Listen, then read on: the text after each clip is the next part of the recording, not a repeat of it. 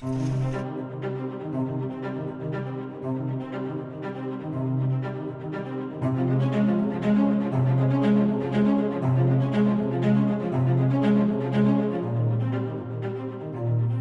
got a lot of time to think about the things you did. How could you have done different? I couldn't accept it at the beginning, how precious and important was freedom, until I was locked in there. And once I was locked in that cell, I realized that, I gotta make a difference.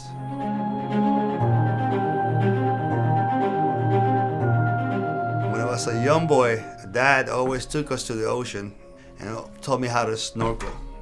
And eventually he taught me how to dive.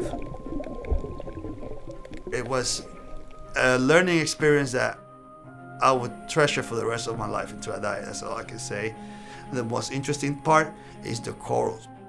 How all these corals will grow one next to each other and how they will battle. You can see the coral scars from fighting each other. Once you see the scars, you see how the corals start to grow upwards to avoid the other coral. And it was an amazing array of color. It's like a rainforest under the sea. And I loved it. And I wanted to be just like my dad. See that building right there? That's the building I first came in. When I first came here in Massachusetts, I was lost. I was like out of my habitat. America promises wealth, opportunity. When I first came to Holyoke, it was very difficult because I didn't find all that stuff. I found a city that was divided. There was a war going on the streets between gangs and drug dealers and the police and everybody else. It's very difficult to adapt. I was missing the ocean. I was missing something that was part of me. So I ended up doing bad things.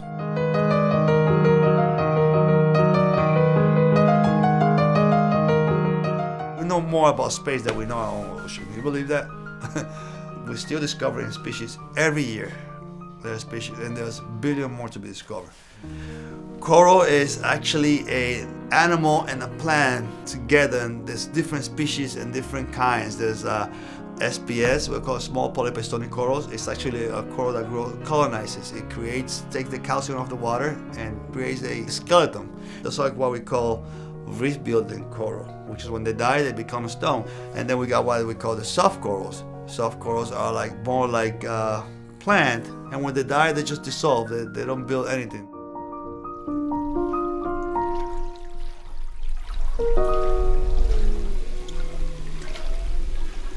You will find yourself in the bottom, and from the bottom you're gonna have to rise up and do whatever you can. Music to me is the sounds of the wave breaking in the reef, and the sound of the water when you're diving, and you hear all those different sounds. Everything under the water is like amplified.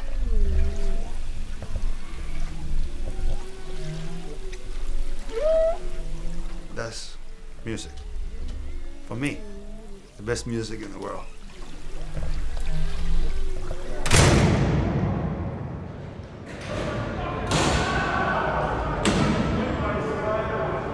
Being in prison is the worst thing that you could go through, especially when you hear those doors close, boom, and then you see that silence, so you can hear these guys screaming at each other.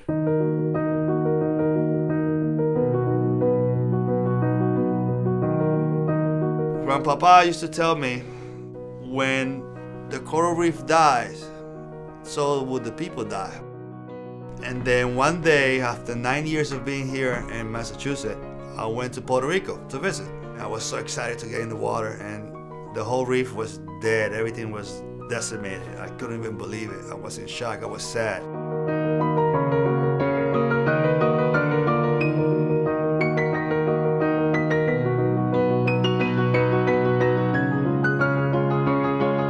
It didn't get on the TVs. It didn't get anywhere. Only the people from the town knew it, and they couldn't do nothing because they didn't know how to protect themselves and fight against some big company like that. What Grandpapa meant was, once you start seeing that the coral reef is dead, then it's gonna be a matter of time before mankind starts to starve, because we depend on the ocean. Why we depend on the coral reef? That's where most of the fish reproduce. It destroyed the whole reef. and now the poor people cannot make a living out of that. That prompted into me a desire to learn more about the corals and their habitat and how I could educate myself to maybe do something in the future. When I walk into my garage, it's like entering into the ocean. First thing I can feel is that heat and moisture coming and hitting my face, and I can feel it on my skin, I can smell it. So it's like I'm stepping into a whole different dimension. For me, it's music. It's music to my ears. What we're doing there in Marine Reef Habitat is that we take the corals, we separate all the polyps, and then glue them to the tile. And then the coral grows and take over the tile into a certain size, and then we sell it to the pet stores. I'm here. I didn't know what to do, so I started doing what I love to do. Honestly, that's what saved my life. If now, I'd be probably dead. Let's put it that way. And at the same time, I use it as a business so I can support my family.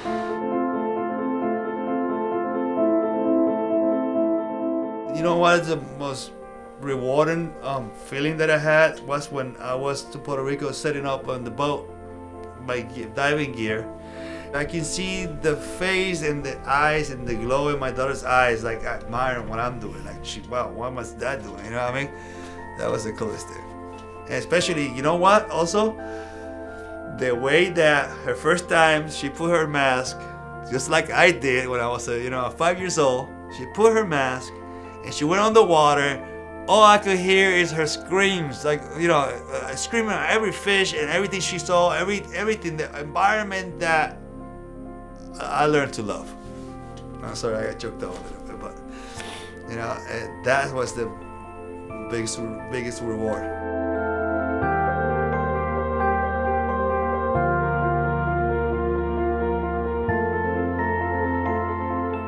We trained 2 kids out of probably about 20 kids that came and they tried. Some of them didn't like it, but 2 kids loved it. One is going this year for marine biology, and the other one is working on a pet store in Springfield.